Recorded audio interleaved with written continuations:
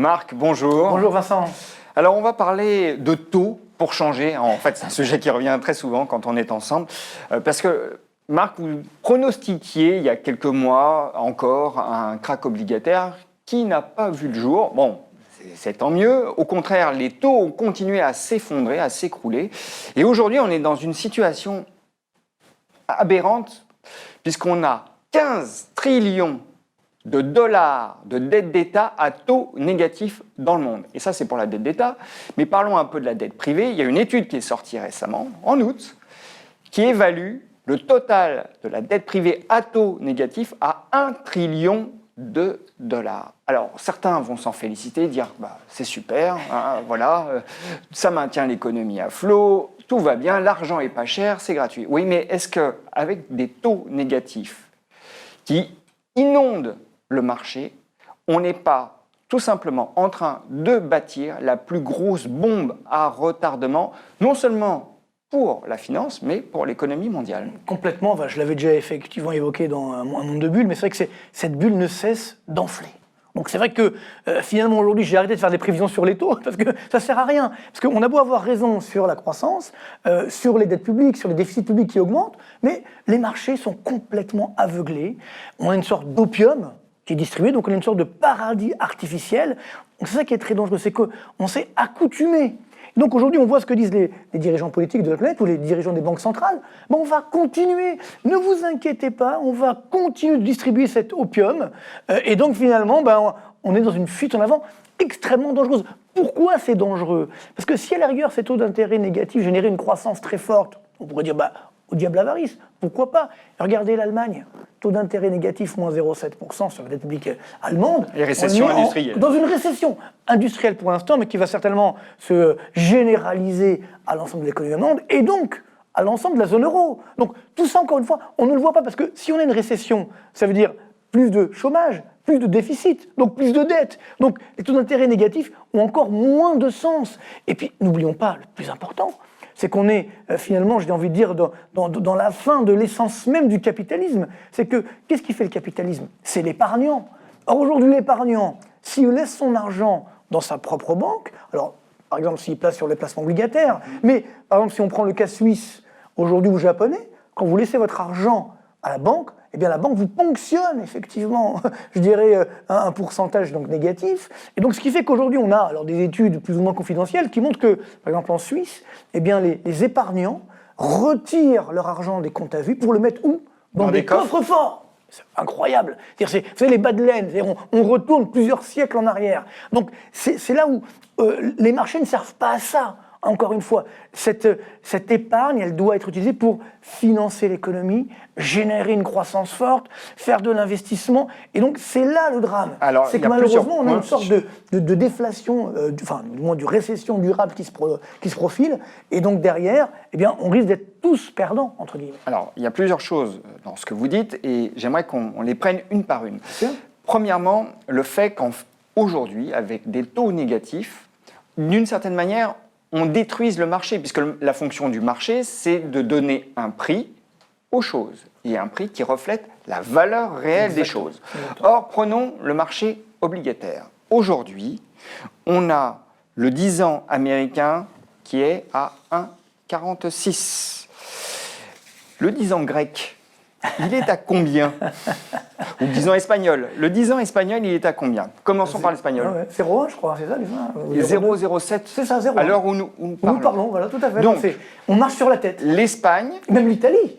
L'Italie, 1,2. Alors, quand l'Italie menace de ne pas rembourser une partie de sa dette, on a un taux de 10 ans à 1,2, 1,1%. On marche sur la tête. Le 10 ans grec, j'en parlais, il est à 1,8. Donc, en fait, c'est l'épaisseur du trait quasiment entre la confiance qu'on a dans les États-Unis et la Grèce. Là, il y a quelque chose qui ne trompe pas rond. Tout à fait. Complètement. Mais encore une fois, vous l'avez bien dit, je pense que le problème que nous avons aujourd'hui, parce que souvent on me dit, oui, mais alors qu'est-ce que vous voulez? Parce que si les taux d'intérêt remontent, ça va générer une déflagration, etc., ça va alimenter la récession. Peut-être. Mais néanmoins, on a besoin de retrouver des justes prix. C'est ça, le vrai enjeu de l'économie, depuis saint Thomas d'Aquin, ceux qui ont fait des cours d'histoire de la pensée économique, c'est justement le juste prix. Oui, mais alors... Et donc aujourd'hui, quand vous avez des dettes publiques qui flambent, ou même des menaces de non-remboursement d'une partie de cette dette, parce que c'est ça le problème. Et parce que là aussi, je le rappelle, même si les taux d'intérêt sont nuls ou négatifs, la dette, on doit quand même la rembourser, du moins normalement. Parce qu'on se dit, oui, ça coûte plus rien. C'est vrai que ça coûte plus rien, mais néanmoins, il faut quand même la rembourser. Or, si je n'ai pas de croissance, comment je rembourse ma dette? Je donne un exemple, disons, d'un particulier, par exemple, qui veut acheter un appartement pour le louer. Ok, donc là, il va s'endetter à taux très bas. Parfait, donc ça lui coûte pas cher. Oui, mais s'il ne trouve pas de locataire, comment il va rembourser effectivement chaque mois, finalement, les traites et le remboursement des emprunts, enfin, même de la dette. Donc, tout ça, c'est ça qui est extrêmement dangereux. Donc, il faut qu'on retrouve à tous les niveaux un juste prix. Sur les taux effectivement obligataires, sur les marchés boursiers également, on a encore énormément d'entreprises qui sont valorisées des milliards de dollars et qui ne valent rien potentiellement parce qu'elles n'ont jamais gagné et peut-être elles ne gagneront jamais un centime. Donc tout ça, encore une fois, il faut qu'on retrouve ces esprits. Et c'est vrai que ça peut faire mal. Alors, moi, j'aurais préféré qu'on dégonfle ces bulles il y a déjà 1 an ou 2. On ne l'a pas fait. Donc, plus l'abcès grossit, plus le dégonflement fait mal. Mais néanmoins, il faut qu'on reparte sur des bases plus saines pour justement sauver le système.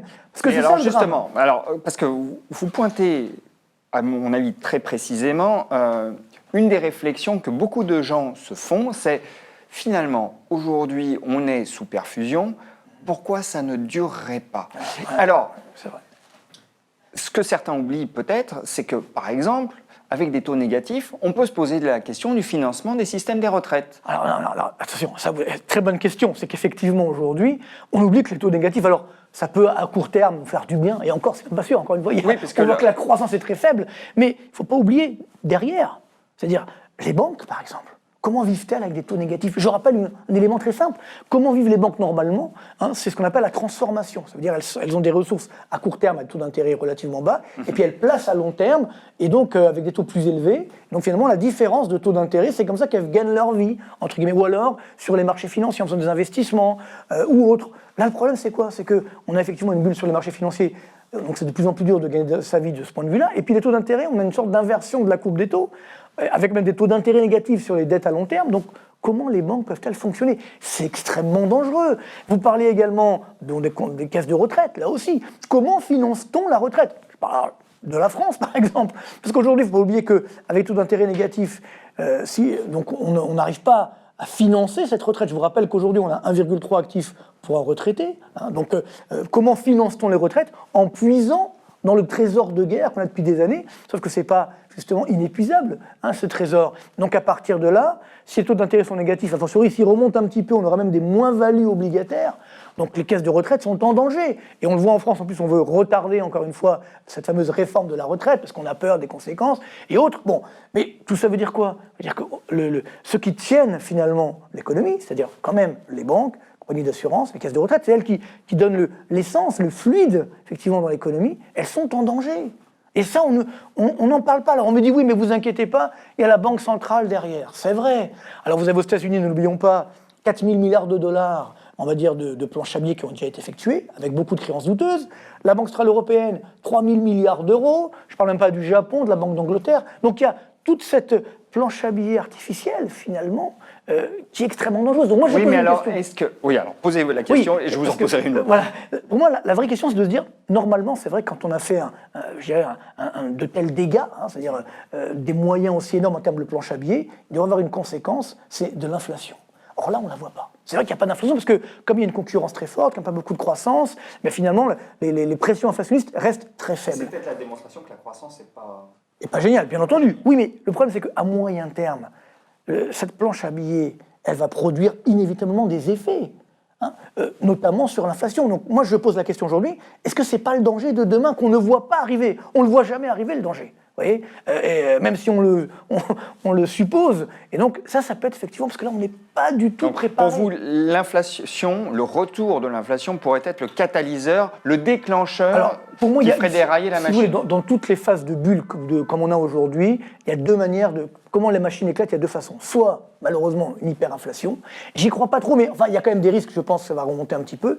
Et puis surtout, il y a une destruction de valeur. Ça veut dire des bulles qui explosent, des crises financières, et donc là, encore une fois, c'est l'épargnant qui va être le dans la farce. Est-ce que, plutôt que l'inflation, qu'on a du mal à voir venir, surtout que la croissance ralentit, je suis d'accord, oui. Bon, le catalyseur ne pourrait pas être un accroissement, une expansion de la défiance des épargnants à l'égard des institutions.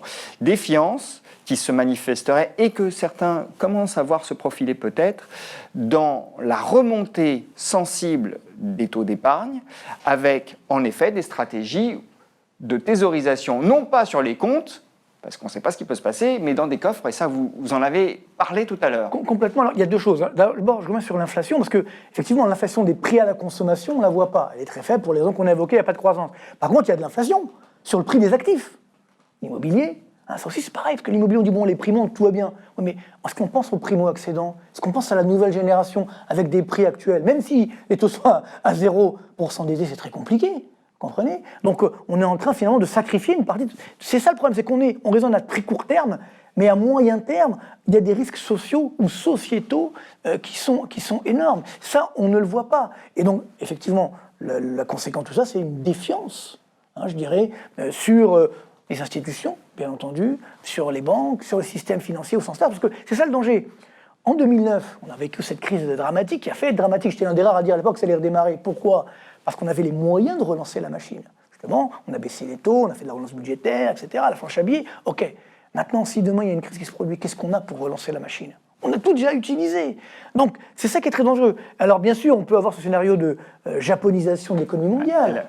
Et justement, parce que l'exemple du Japon est assez parlant, c'est un exemple qui s'expose, qui s'exhibe depuis plusieurs décennies. Oui, mais c'est là encore une fois l'erreur. C'est qu'au Japon, alors bien sûr, on peut dire bon, il y a 240% de dette publique par rapport au PIB. Ok, certes, taux d'intérêt négatif, même le taux de la Banque du Japon, il est à moins 0,1%. Bon, ok, mais sauf qu'on oublie que 97% de cette dette publique, même un peu plus, est détenue par des Japonais. Donc ils sont en vase clos. Or, nous, aujourd'hui, cette dette mondiale, vous savez qu'aujourd'hui, la dette mondiale, publique pour privé, plus privé, elle atteint 350% du PIB mondial. Et on n'est pas endetté vis-à-vis des Martiens, vous voyez ce que je veux dire? On est entre nous, donc à la fin, il va forcément avoir, je dirais, des dindons de la farce. Il va forcément avoir des lésés, des États ou des entreprises qui ne pourront pas rembourser. Et je pense que c'est comme ça que ça viendra. C'est-à-dire que, moi je me rappelle, on l'a vécu ça aussi, bon, pour les plus jeunes, ils ne s'en souviennent pas peut-être, mais en 2000, comment est arrivée je dirais, la fin de la bulle Internet? Il y a eu l'affaire Enron et l'affaire WorldCom. Donc des entreprises qui finalement ont dit tout va bien dans le meilleur des mondes. On a vu qu'il y avait des malversations et que de notre côté, finalement, il n'y avait pas de profit, donc ça ne pouvait pas tenir. Donc c'est certainement comme ça que ça va venir. Alors c'est vrai que c'est là où je suis un petit peu déçu vis-à-vis de ce que je dis là, c'est que ça va faire mal, c'est sûr, mais après je suis persuadé qu'on pourra repartir sur des bases plus saines. Parce que là aujourd'hui, le problème c'est que plus on va dans cette fuite en avant, moins on voit comment on va s'en sortir. Aujourd'hui, personne, il faut être honnête, il faut être humble, je pense. Aucun économiste peut vous dire comment on va s'en sortir, parce que justement, on est dans une situation complètement inconnue. Aujourd'hui, que doit faire l'épargnant? Aujourd'hui, l'épargnant doit être très très prudent. Je l'avais dit ici même, je crois, il y a quelques mois. Absolument. Vous réitérez cette recommandation. J'avais dit qu'il fallait acheter de l'or à l'époque. C'est ce qui s'est passé, on a vu l'or qui a flambé, donc tant mieux, si on l'a fait. Et il faut continuer à en acheter de l'or?